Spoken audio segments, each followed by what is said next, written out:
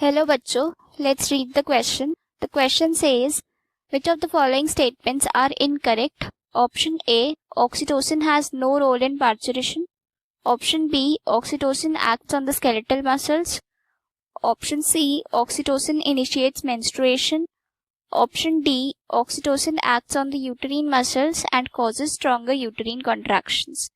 Select the correct option. Option A, B and C. Option B, C and D. Option C, B and D, and option D, A, C and D. So the key concept that will be used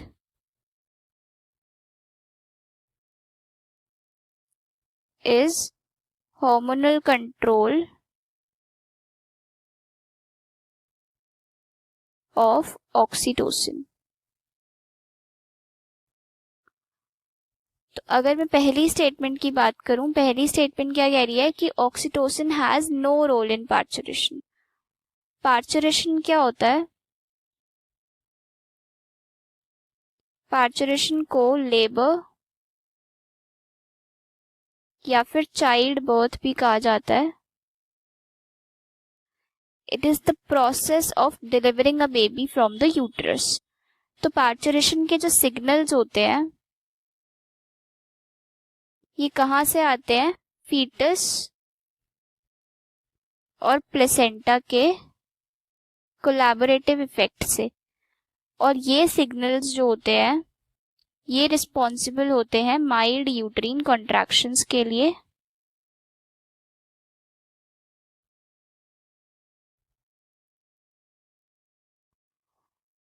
जिनको बोला जाता है FER या फिर fetal ejection reflex.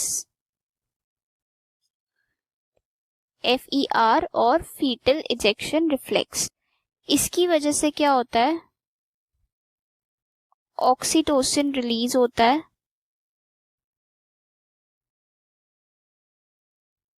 From maternal pituitary.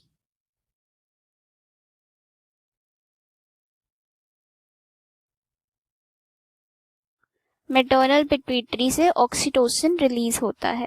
तो पहली statement हमें बोल रही है कि oxytocin has no role in parturition. तो ये स्टेटमेंट गलत हो जाएगी क्योंकि पार्चुरेशन के दौरान ऑक्सीटोसिन रिलीज होता है. सेकेंड स्टेटमेंट कह रही है oxytocin acts on the skeletal muscles. तो इस स्टेटमेंट को डिस्कस करते हैं. जो ऑक्सीटोसिन होता है ये एक्ट करता है ऑन द स्मूथ मसल्स.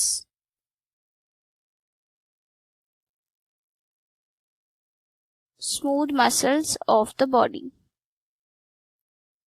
और हेल्प करता है इन द कॉन्ट्रैक्शन ऑफ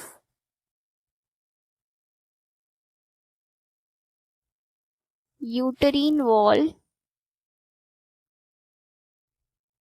जिसकी वजह से क्या होता है? डायलेशन होता है सर्विक्स का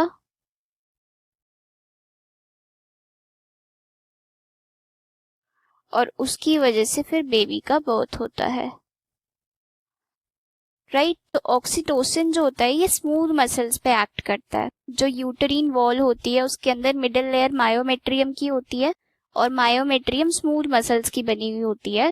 तो ऑक्सीटोसिन उसी पर ही एक्ट करता है. मायोमेट्रियम ही रिस्पॉन्सिबल होती है कॉन्ट्रैक्शंस के लिए. ठीक है. यूटरीन वॉल की कॉन्ट्रैक्शंस होती हैं जिसकी वजह से डायलेशन होता है सर्विक्स का और फिर बेबी बर्थ होता है. तो ये स्टेटमेंट हमारी गलत हो जाएगी कि oxytocin acts on skeletal muscles. नहीं, ऑक्सीटोसिन स्मूथ मसल्स पर काम करता है. थर्ड स्टेटमेंट कह रही है ऑक्सीटोसिन इनिशिएट्स मेंस्ट्रुएशन. तो जो मेंस्ट्रुअल साइकिल होती है ये दो हॉर्मोन्स की वजह से होती है, LH और FSH. LH मतलब ल्यूटिनाइजिंग हार्मोन और FSH मतलब follicle stimulating hormone. FSH responsible होता है for the development of follicles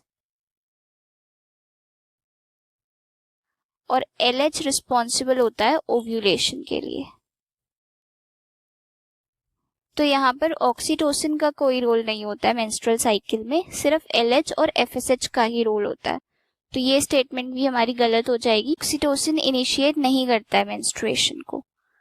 D statement बोल रहा है oxytocin acts on the uterine muscles and causes stronger uterine contractions. ये मैंने पहले ही बता दिया है कि जो ऑक्सीटोसिन होता है वो स्मूथ मसल्स पर काम करता है बॉडी की और हेल्प करता है कॉन्ट्रैक्शन में यूटरीन वॉल की, जिसकी वजह से डायलेशन होता है सर्विक्स का और बेबी बर्थ होता है। तो ये स्टेटमेंट हमारी करेक्ट हो जाएगी।